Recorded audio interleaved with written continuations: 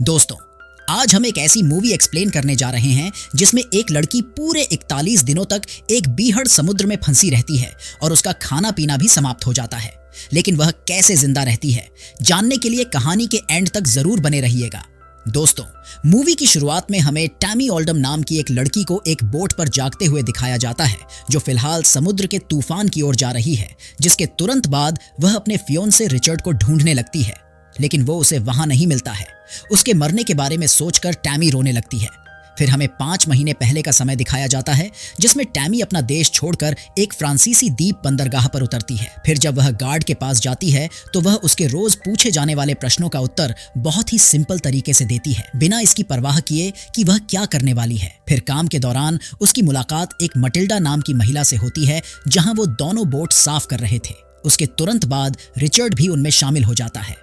फिर वो उन दोनों से खुद को इंट्रोड्यूस कराता है और फिर दोनों महिलाएं बोट को रेडी करने में उसका हाथ बटाती हैं। उसके बाद अगले दिन टैमी रिचर्ड को अपनी बोट पर कुछ काम करते हुए देखती हैं तो वह उसके लिए बर्फ लेकर जाती है, जिसके बाद रिचर्ड टैमी को अपने साथ डिनर के लिए इनवाइट करता है। लेकिन टैमी कहती है, मैं डिनर के लिए तभी आऊंगी जब यह शुद्ध शाकाहारी होना चाहिए। फिर उसी रात डिनर पर रिचर्ड टैमी को बताता है कि वह अकेले ही समुद्र का सफर करता है और इस तरह अगर समुद्र किनारे सन्नाटा होता है तो वो अपने साथ तूफान लाता है। फिर जैसे ही वो बातचीत करते हैं तो रिचर्ड निष्कर्ष निकलता है कि टैमी भी एक नाविक है, लेकिन टैमी इस बात से इनकार कर देती है।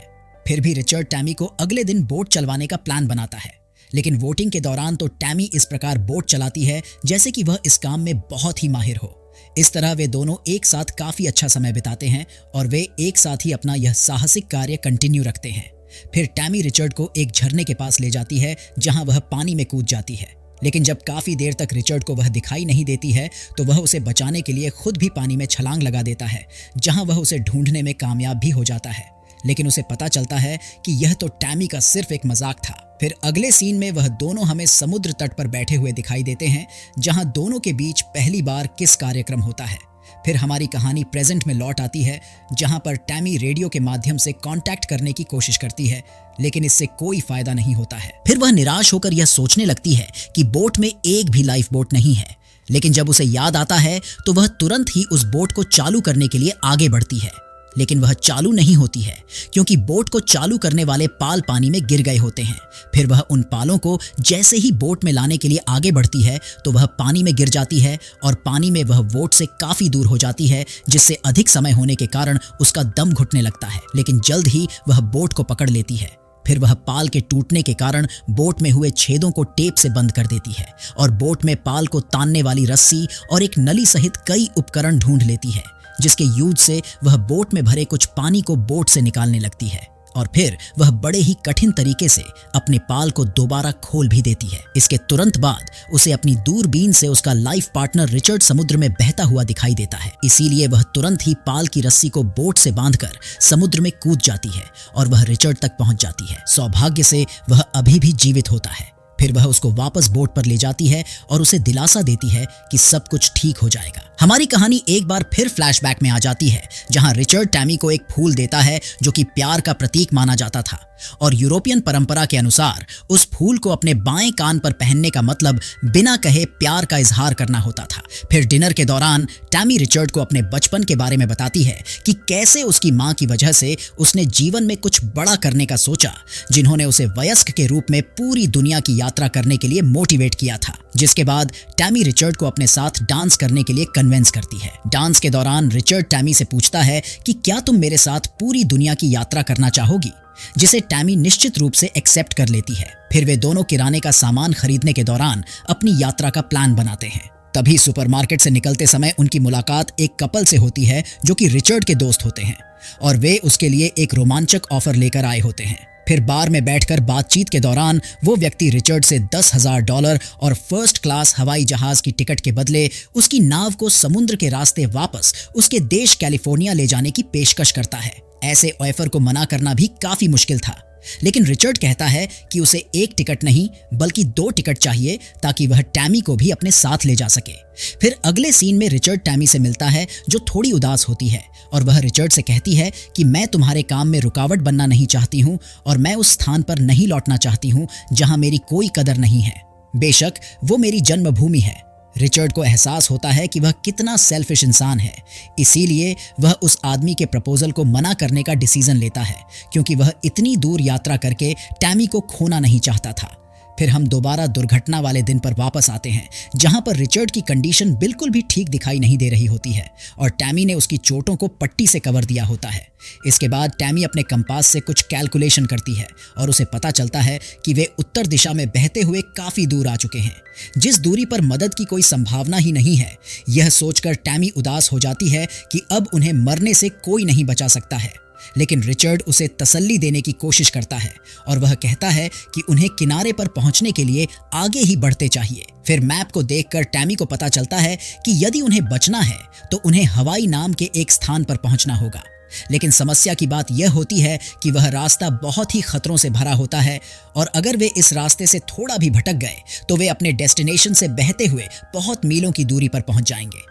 लेकिन फिर भी वे इस जोखिम को उठाने का फैसला करते हैं। फिर कहानी पास्ट में आती है और यहीं से इनके उस खतरनाक सफर की शुरुआत होने वाली है, जहां हमें टैमी और रिचर्ड उसी कपल की लग्जरी बोट पर बैठे हुए दिखाई देते हैं और उस कपल से बातचीत के दौरान वे $10,000 की भारी रकम को देखते हुए यात्रा के लिए एग्री हो जाते हैं। फिर रिचर्ड टैमी से कहता है कि अब उनके पास फाइनेंशियल मुआवजे के साथ साथ पूरे साल यात्रा करने के लिए बहुत सारा धन होगा। फिर टैमी अपनी मां के लिए एक लेटर में जल्द ही वापस आने के बारे में लिखती है। फिर शुरू होता है समुद्र में मीलों का उनका सफर, जहां वो दोनों एक विशेष लाल रंग के सूर्यास्त को देखकर उसके सटीक रंग के बारे में मजाक करने लगते हैं। लेकिन आगे चलकर उनके लिए सूर्य के रंग की यह जानकारी भी महत्वपूर्ण साबित होने वाली है, जिसके बारे में उन्हें बिल्कुल अंदाजा नहीं है। उनके प्लान के अनुसार उनके पास पर्याप्त पानी और भोजन भी होता है, लेकिन यह उनके सफर के लिए बहुत ही कम पड़ने वाला है और यात्रा के 5 दिन बाद उन्हें एहसास होता है कि वे रास्ता भटक गए हैं।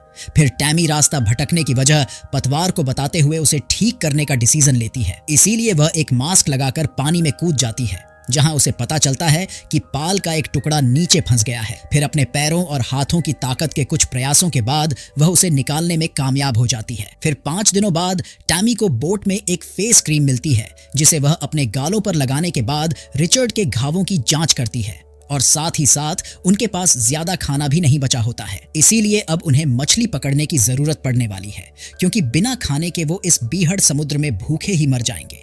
लेकिन टैमी मछली के मांस को खाने से इनकार कर देती है, क्योंकि वह एक वेजिटेरियन है और मछली को खाना उसके आदर्शों के खिलाफ होगा। लेकिन रिचर्ड उसे समझाता है कि यह इस तरह के नखरे करने का सही समय नहीं है, क्योंकि अगर उन्हें जिंदा रहना है तो उन्हें मछलियां खानी ही पड़ेंगी। फिर टैमी साहस जुटाती है और मछलियां पकड़ने के लिए समुद्र में कूद जाती है, लेकिन अपने पहले अटेम्प्ट में उसके हाथ एक भी मछली नहीं लगती है और वह ऊपर जाकर सांस लेती है। इसके बाद वह दोबारा प्रयास करती है, लेकिन फिर भी कुछ नहीं होता है और वह रोते हुए बोट पर वापस आ जाती है। इसके बाद टैमी उदास होकर बोट पर बैठ जाती है, लेकिन तभी वहां बारिश होने लगती है, जिसकी वजह से टैमी की खुशी का कोई ठिकाना नहीं रहता है और फिर उन्हें समुद्र में भटकते हुए पूरे 18 दिन बीत जाते हैं। जिसके बाद बोट में चारों ओर तलाशी करने पर टैमी के हाथ कुछ शराब की बोतलों लगती है। फिर टैमी और रिचर्ड शराब पीते हुए एंजॉय करने लगते हैं और वह कुछ देर के लिए सारी कड़वी हकीकत को भूल जाते हैं। फिर उन्हें कुछ दिन और बीत जाते हैं और जब टैमी एक गिटार बजाते हुए सिंगिंग कर रही होती है तो रिचर्ड उससे कहता है कि काश वह उसे कभी ना मिला होता तो आज वह ऐसी मुसीबत में ना फंसी होती है। दूसरी ओर टैमी को इस बात का कोई अफसोस नहीं है और वह इन यादों के साथ आगे का सफर तय करना चाहती है। फिर हमें शाम को रिचर्ड भी उसी गिटार के साथ दिखाई देता है। तब टैमी उससे पूछती है कि क्या तुम मुझे अपनी मां के जल्दी मर जाने का कारण बता सकते हो। तब रिचर्ड टैमी को बताता है कि वह कैसे इस गम के साथ अपनी जिंदगी जीता है और फिर वह सोचने लगता है कि उसकी मां फिलहाल उसको इस स्थिति में देखकर कुछ ना कुछ जरूर सोच रही होंगी। जिस पर टैमी उससे पूछती है कि हमारे साथ जो कुछ भी हो रहा है उसके बारे में तुम्हारी मां आखिरकार क्या सोच रही होंगी। जिसके जवाब में रिचर्ड टैमी के सामने शादी का प्रपोजल रखता है, जिसके लिए वह खुशी खुशी एक्सेप्ट भी कर लेती है और वह रिचर्ड के हाथों से बनाई गई एक मामूली सी अंगूठी भी पहनती है और रिचर्ड उससे अपने देश पहुंचने के बाद एक असली अंगूठी खरीदने का भी प्रॉमिस करता है। फिर 29 दिन बीत जाने के बाद रात के दौरान टैमी को एक हेल्यूजिनेशन होता है कि एक बड़ा जहाज बिना रुके उनके नजदीक से गुजर रहा है, लेकिन उसे जल्द ही एहसास होता है कि यह सिर्फ उसका एक भ्रम है, जिसकी वजह से वह दोनों एक बार फिर निराश हो जाते हैं। लेकिन रिचर्ड के लिए अभी भी यह एक बहुत ही अच्छी बात होती है कि बिना पानी की एक बूंद पिए और खाना खाए वह अभी भी मरा नहीं है। कुछ दिन और बीत जाने के बाद टैमी रिचर्ड को शराब पिलाते हुए बताती है कि अभी उन्हें 690 मील का सफर और तय करना है। फिर कहानी दोबारा कुछ दिनों पीछे आती है, जहां हमें यह दिखाया जाता है कि आखिरकार यह सफर शुरू होने के बाद उनके साथ पहला हादसा क्या हुआ था, जिसमें एक पॉइंट पर उन्हें रेडियो द्वारा खबर मिलती है कि उनसे 1000 मील की दूरी पर एक भयानक तूफान आने वाला है। इसी कारण वो दोनों तूफान से बचने के लिए अपने प्लान में कुछ चेंज करने का डिसीजन लेते हैं। लेकिन फिर भी कुछ घंटों बाद वो खुद को उस तूफान की चपेट में पाते हैं और खुद को बचाने की हर संभव कोशिश करते हैं।